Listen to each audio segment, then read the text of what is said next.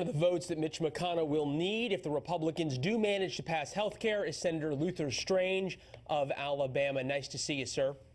Great to see you. Thank you. All right, deja vu all over again. You were here about version 1.0. Fair to say you were skeptical about 1.0. How do you feel about 2.0? Any closer?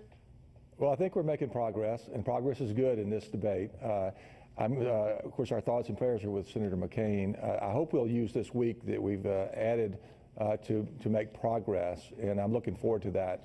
What needs to happen? What do you need to make progress on to get you to yes, to get others to yes?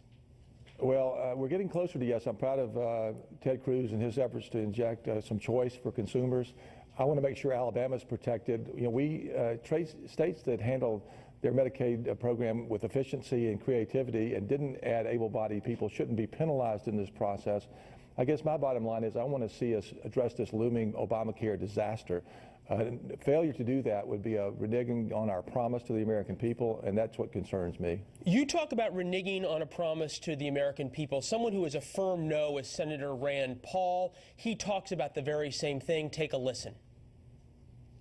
I don't think Republicans should put their name on this, keep part of Obamacare, and then we're going to be blamed for the rest of the unwinding of Obamacare. It's a really bad political strategy, and it's not going to fix the problem. You're in an unusual position, sir. You face a primary, you face a special election coming up. Are you worried that if this is not enough of a true repeal, that you're going to be stuck with that around your neck? Well, I don't think there's going to be any doubt that people will hold us to our promise. I mean, I'm for a repeal and allowing time to try and bring the Democrats to the table over a period of time to actually figure out how to fix the looming disaster. That's my first choice. Unfortunately, that option is not on the table. So I agree with most everything that Rand says. The question is, what are we going to do about the people in my state of Alabama who are suffering in the individual market or trying to do the right thing and are facing 300% increases in their premiums? What are we going to do about a looming disaster in the Medicaid system intended to help the poor, women and children, disabled, that is going to fail on its own weight if we don't address that? So it's a tough decision we have to make, but I think the decisions we signed up for, we've got to make them. All right, so fair to put you in that 8 to 10 senators that Susan Collins talked about that was skeptical of this?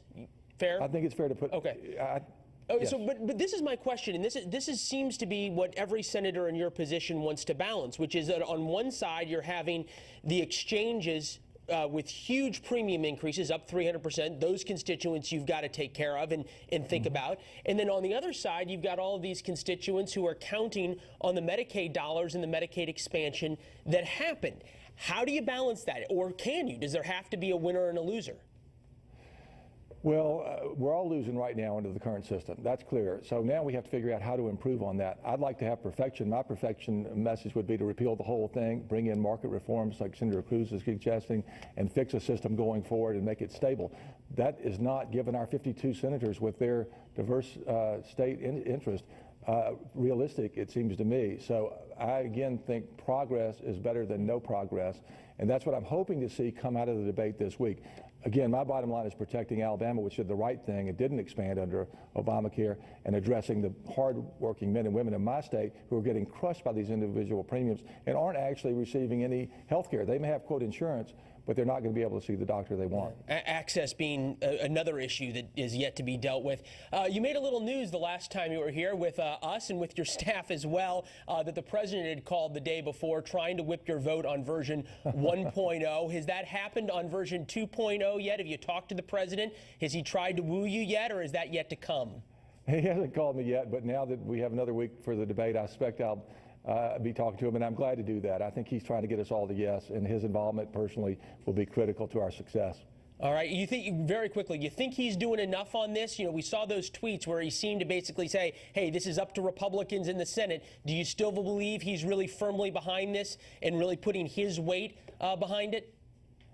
I do. I think behind the scenes he is working very hard. Okay. I'm sorry he's having to deal with the ridiculous Russian business, but we got to keep our eye on the ball. What's really important to our citizens in around the country. All right. Well, if he does call you, make sure you call us. All right.